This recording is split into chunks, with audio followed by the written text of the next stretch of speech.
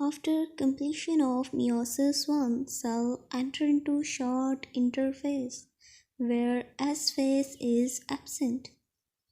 Then cell enter into meiosis 2. Prophase. Nuclear envelope disappear. Meiotic apparatus organized when centriole move to its opposite sides.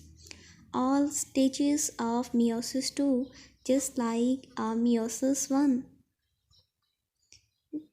Metaphase. During metaphase, spindles align the sister chromatid in the equator, so metaphase plate is formed.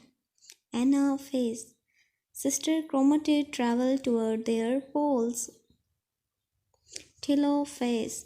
4 daughter cells formed. 4 gametes form from single cell at the end of meiosis.